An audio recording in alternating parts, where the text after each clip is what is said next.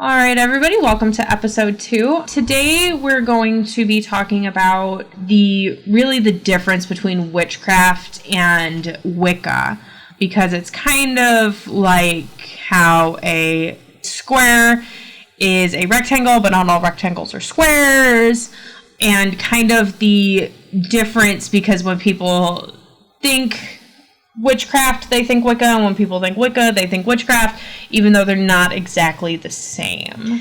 They definitely mean two different things. So just because you're Wiccan, witchcraft for you is going to be very different, and there are multiple different versions of witchcraft.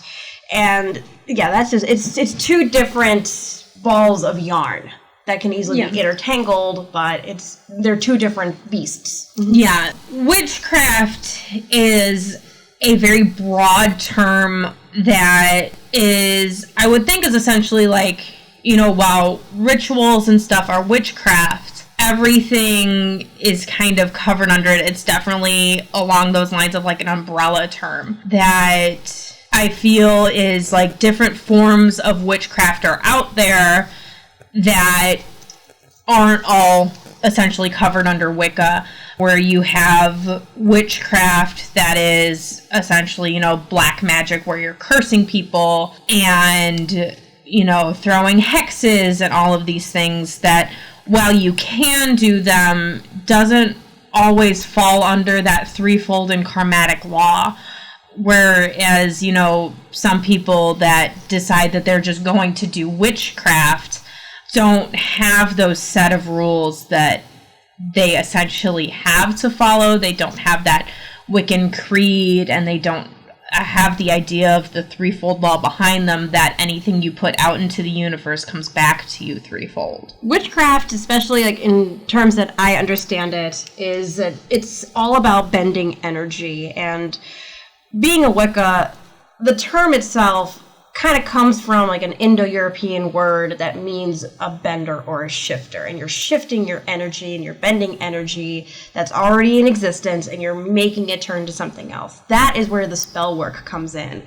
And with witchcraft, it's kind of like more of a again, stereotypical word for like, oh, this is bad stuff, this is scary stuff, when it's really bending of energy. So what you put out there is what you're going to get back at you. So it's that law of attraction, and like, I'm going to put positive energy out around me, therefore positive things will start happening to you just by the very nature of it. Yeah, and definitely knowing the difference between, being Wiccan and just practicing witchcraft, because not all that practice witchcraft are going to practice Wicca. Because it's under that umbrella term, people think of, like voodoo as witchcraft. You have a lot of people that when you say witchcraft are thinking bubbling cauldrons of green goo in abandoned houses far up on a hill, where witchcraft, at least to me, more covers the rituals that I partake in, the rituals that I decide to do, that whereas some people wouldn't say that what I'm doing is witchcraft at all, because I feel that dabbling in witchcraft can simply be lighting a candle and sitting in meditation because it's ritualistic for me, while as other people are going, well, you're not doing any sort of sacrifice, you're not giving any sort of offering, you're not invoking, so that's not really witchcraft. A really good example that I've had given to me before is, and this is kind of going on to the, I'm going to use Christianity here as an example. So you go to Mass, or like a Sunday Mass, and they have the host or the bread, and they have the wine or water, and it represents like the blood and the flesh of Christ. That, believe it or not, is a ritual. That, even though it is Christian, in all technicality, that would be falling under that umbrella of witchcraft, because you're doing something that's ritualistic for an outcome, and you're doing it repetitively over and over. You're putting your energy into it. You're standing over an altar, and you're putting your energy into these things, and you're turning it into something else. That's the same thing. It's the same thing as witchcraft. It's just a different term for it. It's tomato. Yeah, exactly.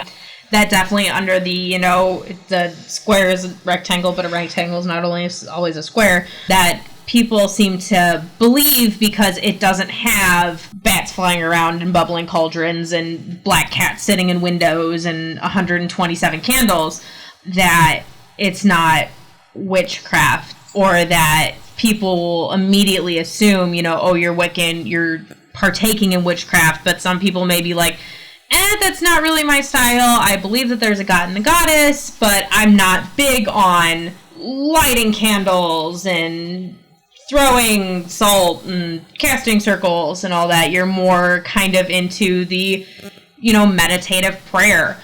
So that knowing that you're not having to partake in witchcraft to be Wiccan, and just because just because some people are doing witchcraft doesn't mean they are Wiccan, because sometimes that can be scary when people are talking about doing black magic and cursing people and hexing people with the intent to hurt them. That can be very scary when you're dealing with that. When you're dealing with people that are like, oh, well, we're witches. Come to one of our meetings. And you get excited because you've read that, Wiccan is a lot of the times like a community-based religion, and there are covens, and all of the invoking of the god and goddess, and how it's supposed to be a very light time. And then you get there and it's dark and it's scary, and these people, they're going into things going, well, I want to curse my ex because he broke my heart, and then they're doing things that you're just kind of like taking a step back going, whoa, whoa, whoa, whoa, whoa, whoa, whoa, whoa, Karen, that's too much. Back it up, Karen. Back up, Karen. For all the Karens out there, sorry. Sorry, Karen. But yeah, you're absolutely right about that. It's really, it goes back to, again, what are you putting out there, and what are you trying to invoke, and like your purpose behind it. Being a Wicca is, everything is, you're supposed to be almost like neutral. People talk about a white witchcraft or a black witchcraft. There is no such thing as white and black magic. Mm-hmm. Not as you understand it. It's not all white, it's not all black, it's gray. It's in the middle, because in nature, not everything in nature is beautiful. It's going back to what I said earlier in a previous podcast, is take that minute to walk around in nature and let nature teach you. Nature, not only does it have birth, it has decay. It has the creepy, ugly bugs under the dirt. I mean, it's going to have not all positive things in it, but it's what you put out there that you're going to get back. So if I wanted to, let's say, do spell work where I'm really focusing on, okay, I'm in a crappy place with my job, and I'm focusing on, okay, I'm going to light this candle, and I'm going to sit in meditation, and I'm going to focus on, okay, what am I missing? What can I do better to put positive energy out there again and reset my own batteries? And it's not like, oh, my boss is a jerk, so I'm going to light this candle and think about, like, I don't know, him having a flat tire on the way home from work. Like, I don't want to do that. The negative energy is always out there. It's going to poke and prod you because it exists in the world. But it's reflecting that with, like, nope, I'm going to stay neutral, or I'm going to stay positive, because I'm going to fight against that. That's kind of where I use my spell work from. And it's definitely using that example, oh, well, my boss is a jerk. So instead of lighting that candle going, oh, I hope he gets a flat tire on his way home from work, and I hope it takes him forever to get home because he's stuck waiting on that tow truck. It's lighting that candle and saying, okay, I hope that I find peace at work, that I find maybe a companion that I can talk to, or knowing that every time, lighting a candle and saying, okay, every time I light a candle at my desk, I'm going to take a second and breathe and know that when I go home, this is just a job. It doesn't have to follow me. Because negative energy is always out there, like Tiffany said, and that it can kind of cling to you, especially if you're in that dark, negative, thought process where every time you light a candle, you're thinking, oh, I hope that jerk gets a flat tire on his way home from work, or I hope his dog pukes in his shoes, or, stuff like that, where it's one of those, all those things end up coming back to you then because of the threefold law. Whereas because you're putting that energy out there, you're getting that energy back on your way home from work, you end up blowing a tire and bending your rim. And negative always adds on to negative. It's much harder it's much harder to get yourself out of a 6-foot hole than a 3-foot one. So knowing when you're starting to dig that hole to say, okay, deep breath, I'm going to use my craft as a tool to bring positivity and energy to my life instead of focusing on that negative, because that negative is going to be there. It's always that top and bottom balance where nothing's going to be perfectly and utterly aligned. You're going to have great days. You're going to have bad ones. It's just how you decide to react to that energy around you that makes the difference between someone who's just doing witchcraft and someone who is practicing Wicca and using witchcraft as their tool. So I kind of want to dig into when I was first starting out with exploring what Wicca is, and this kind of goes back to my high school days when it's I kind of had a similar upbringing of I could talk about what I was doing, but I grew up with my grandparents, and grandma didn't quite understand what the heck I was talking about, so I kind of did things discreetly, and I was always afraid. And this goes back with anxiety and whatnot, completely irrelevant. But I never really liked being singled out, and I knew that what I was doing, what I was reading, was doing just that. I was a little bit different from everybody else. So it's doing things kind of quietly and with yourself. You don't always have to light a candle. Let's say that my roommate has got some lung problems. Doesn't always like it when I light incense. And that's a big part of what I do is I'll light a candle and I'll light some incense, and that creates a lot of stuff in the atmosphere. So kind of got to be careful about what I do, where I'm allowed to do it at, and always got to have an open window in the wintertime. Doesn't always work so well. So but when I was in high school and kind of keeping things privately to myself, I would even on a little corner of my paper, I would describe a little, whether it be a pentacle or a little symbol of the goddess. It's okay, I'm just kind of focusing on putting the good energy out there and kind of doing a spell crafting in a minimalistic way, but you're still putting that energy out there. Yeah, and definitely for those of our listeners that have trouble being able to do any sort of open witchcraft, and definitely what I referred to on our last podcast is that the god and goddess see you and they understand that you are doing the most that you can do within your safety and your bounds. Something that you can do is just picking up maybe let's say a lavender or a rose room spray. You may not be able to light a candle and incense, but being able to spray a little bit of room spray and take that moment to breathe in that scent and know that, you're putting out a calming energy for yourself.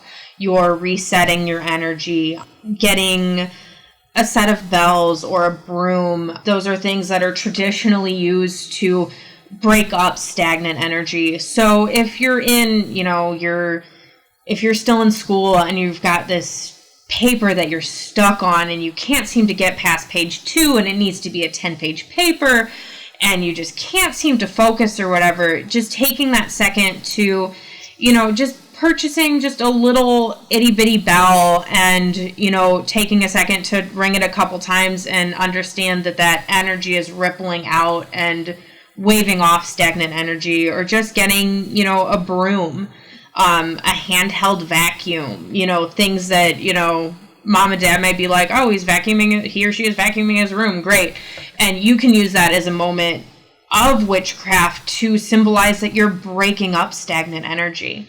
That you can use. Witchcraft today is so much different than witchcraft in the past, whereas, you had druidic healers and midwives who didn't understand that, what their herbs did, but they understood that they were healing. Whereas, we know medicinal purposes of herbs and medicines and stuff today, and there are still herbs that are used in everyday medication. It's so much different now than it was. Absolutely. And druidic and shamans of ancient times, and this kind of goes back to the kind of what the meaning of pagan is. It's pagan always kind of meant that, okay, you were a peasant who were on the off sides of the fields and you weren't as educated or civilized as everybody else. And the healers lived off the land, and they knew the land, and they knew what herbs would cure or kill. They knew what were poison. They knew what was good for you and what things would cure ailments. And it was that knowledge that was passed through, generation after generation after generation. It's like, okay, well, now this is all kind of coming full circle with the holistic healing. That is what people were persecuted for thousands of years ago. That kind of comes back to the witchcraft of it's knowledge and using that craft and creating something out of it. Yeah, exactly. Using the knowledge that you have to better yourself or heal someone else or heal yourself instead of just, whereas people kind of see witchcraft today as, again, the bubbling cauldron and the green witch stirring her potion and the eyeball floating up and Eye of Newton, eyes of Newton, toes of bats, and all that stuff that we see every year at Halloween, where those bottles that say Eye of Newt and worm, graveyard dirt and all those things, where it's definitely that those things more are now symbolistic today, instead of someone doesn't need to go out at the fortnight midnight to gather those purple flowers because that's when they're best. It's more knowing the symbolism of, okay, lavender means peace, and there is you are at rest in the middle of the night. So before going to bed, spraying a little bit of that lavender room spray to know, okay, tonight I will find peace. We're going to go more into the symbolism of different things, such as herbs and scents and even gemstones. That's all going to be covered in a later podcast. But those are the little different tools that are used to channel the energy that is already in you and around you. It's you're channeling and amplifying different things that are existing in your world right now. Witchcraft is definitely, whereas people think for some reason that witchcraft is our religion, witchcraft is more of a tool. It's the series of rituals that we do to create, change the energy around us. It's the, things we do, not necessarily who we are. Whereas Wicca is a set of beliefs, witchcraft is that tool that can help us put those beliefs into perspective. So it's definitely, again, beating a dead horse with a, rectangle is a square, but a square is not always a rectangle. Or however it goes. I was never good at geometry. But definitely knowing the difference between, just because you aren't practicing witchcraft doesn't mean you aren't a practicing Wiccan. That just because you can't do witchcraft doesn't mean you're a bad Wiccan or you're not living up to your full potential.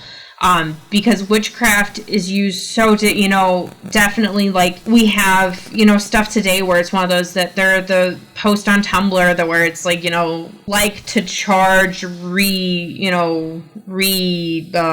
frick. I don't remember what it is. I keep wanting to say retweet, and that's not it. Well, heck, we'll just go to Twitter where it's like to charge and retweet to cast. Mm-hmm. Even though that may, to me personally, those seem silly. But to someone else, that's a symbol and a ritual to them. That even doing those little things, just click, click, you're taking part in witchcraft, even though kind of the same for Wicca. Everybody, the way they do things are different. So for me, those things are silly. But if you look at those and you think, all right, I'm going to like it to charge it. I'm going to retweet to cast it. And I have changed the energy around me. And that's great. That's very true. And it kind of goes back to, I see this on Facebook all the time. Twitter I'm not so familiar with, but I see this on Facebook. Let's share to see how many prayers we can get. Now, I know that's kind of taboo, but in all honesty, sometimes that's all you got.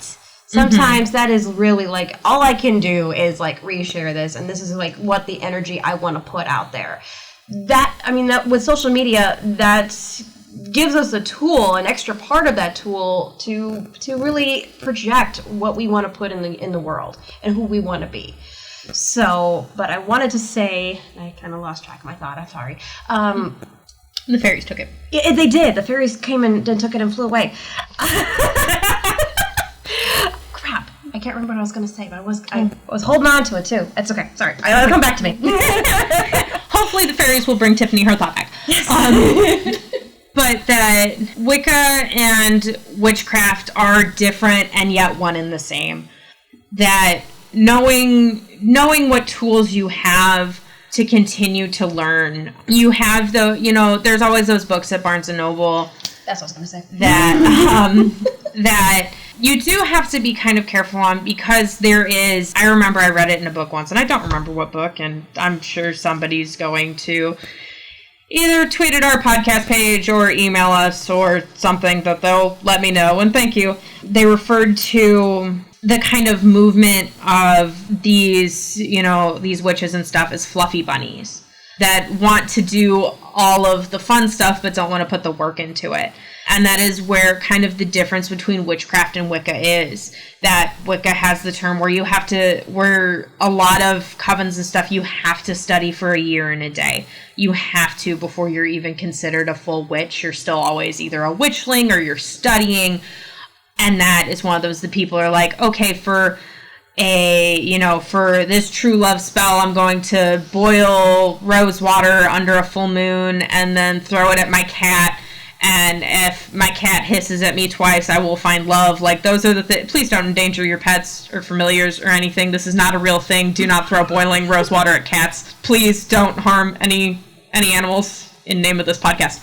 But knowing that there is a difference between somebody sitting down and using witchcraft as their tool and kind of those people that want to just make money off of the idea of being able to do witchcraft, because it comes down to, I've downloaded and deleted 107 apps probably of, the Wicca Today or whatever, and I look under their spellcast page and it's how to become invisible, how to change your hair color, how to change your eye color, where it would be lovely if I could just light a green candle, stare into it, and be like, my eyes will be green, my eyes will be green, my eyes will be green, and do this for 2 weeks, and then suddenly my eyes are bright Kelly green. I know that's not going to happen. There's a difference between witchcraft to change the energy around you and the people that are unfortunately just wanting to make a quick buck off of those people that are either learning or just really like the idea of fun witchcraft to do, because while it's still a little taboo to be a witch, it's definitely not as bad as, it was before. A lot of times, people will be like, oh, well, it's all a phase. And unfortunately, there are people that really want to make money on the people that are in that phase, instead of being like, well, here's the work you've got to put behind it, and here's all the things you have to learn, and you really got to set up your altar if you want to do some of these things, whereas there are some people that are like, throw mint leaves in the air and you will be beautiful for the next 30 days. There are, I see this all the time too, and this is what I was getting at before, there are... The fairies brought her thought back. Yeah, the fairies came back, guys. So, you can go to Barnes & Nobles or any bookstore. I see this everywhere. And if you go to the metaphysical section and you look at the books, and I guarantee you will find at least a dozen different spell books. I'm using air quotes here. Spell books, oh my goodness, they crack me up. And the first thing I started noticing with these is like, they didn't make any sense to me. I'm like, these poems that they write are hilarious. Poems and rhythm and rhyme, they do invoke energy. But the thing is, it's got to come from you. If you want something really powerful, write your own stuff. I mean, I remember sitting down in my room and reciting some of these poems, and I thought, like, holy heck, I sound silly. and if that's what I'm thinking, then I am. Yeah. That's what I'm putting out to the universe. Like, man, I sound silly. It's like, the universe is looking at me like, yeah, you are. Figure out your own stuff.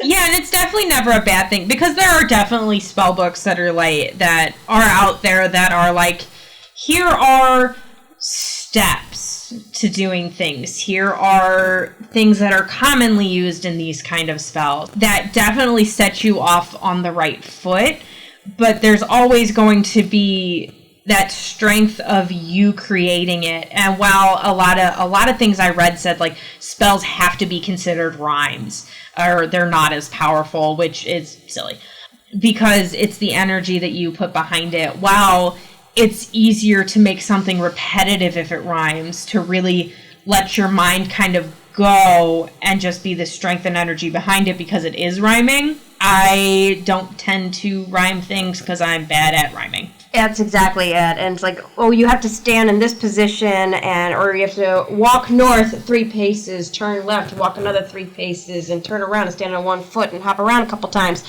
It's your intentions that really make the spell work. It's your intentions that you put out there. It's like, okay, well, what is your intent? What is your intention and your intuition telling you? What do you feel is right? And sometimes those spell books are great. I'm not condemning them at all. They're an awesome start. They're an awesome start for you to start creating your own thing, because so many Wiccans are what's considered solitary because you practice on your own and you build off of your own stuff. Yeah, those that I wouldn't necessarily say are lucky to join a coven, because being a solitary practitioner is just as faithful as being a coven-based practitioner. Mm-hmm. There are some people that say you can't be a witch unless you're in a coven. You can't be a witch unless you've done some initiation rite. Those things aren't true. You can be just as devout and faithful as any other witch that's in a coven.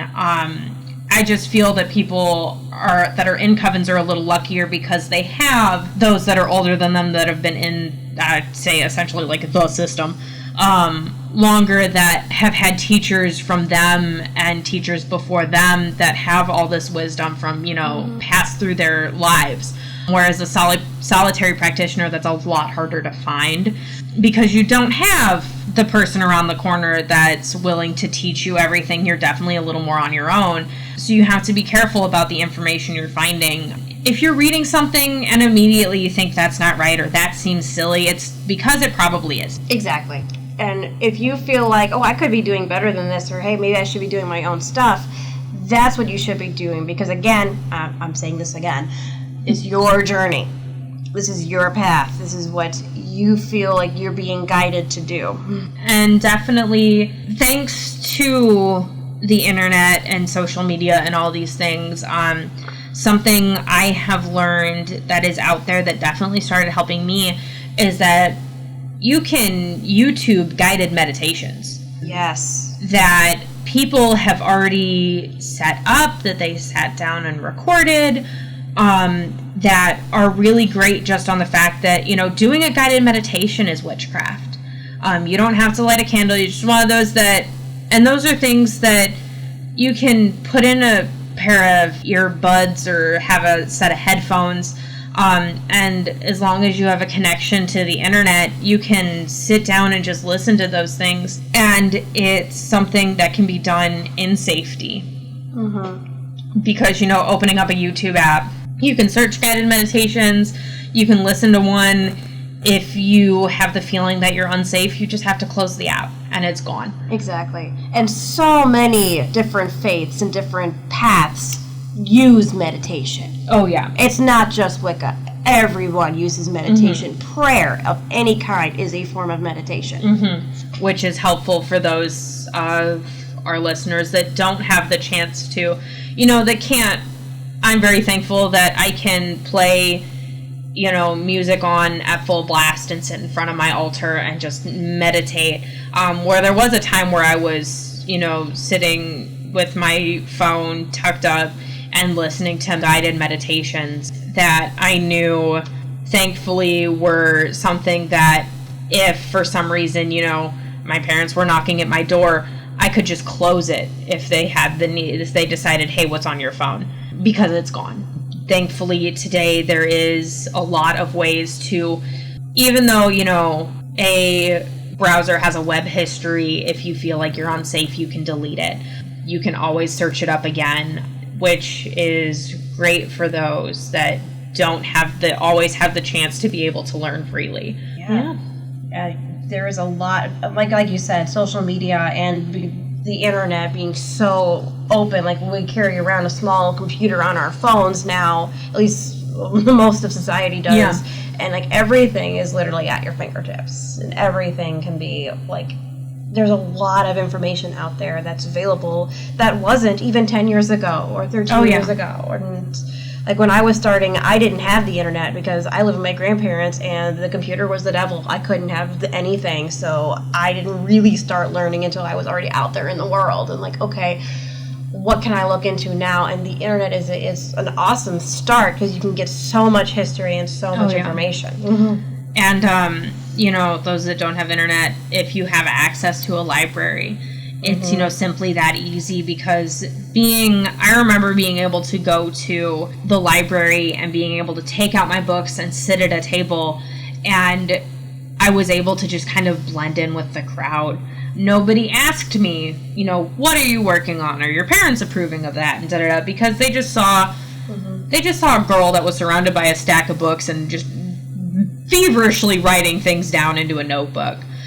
Kind of covering over, you know, every witch has a book of shadows. Very thankful to be in an age where a book of shadows doesn't have to be a black flesh leather-bound book that, you know, was cursed by Satan or anything. My first book of shadows was just a basic ring notebook that was actually an old math notebook that I had ripped out the whole 2 pages. Going back to how I'm great at math, I don't know how I got my diploma. I really don't know. But, you know, you can write math, science, English on the front of whatever, and those first couple pages, you can make it so it looks like it's a notebook. But after that, it can be whatever you want it to be, and a book of shadows is, again, just another tool. How is witchcraft is a tool, you know, to us today. A book of shadows is, in of itself, your journal. It has everything you want to put in there. Like, I'm very bad at notebooks, and I have about 5 at home that are half full. I mean, I'm literally writing in one right now that I've used a couple of times. And it's all about, like, what your thoughts are and putting your thoughts on paper and getting your mind put together and just writing down your thoughts and just letting your mind pour out on paper. And not everybody's is the same way. Like, I'm kind of like Tiffany, where I've got, like, 7 different books. And one of them is, I decided about halfway through, is going to be a tarot journal, so it immediately stops from being a book of spells and just goes straight into tarot cards for no reason. And I've known some people that have binders that are organized by spell type and holidays and so that has its own section. Yeah, every moon has its own section, and I'm not that organized in my life ever. Nope. Absolutely ever.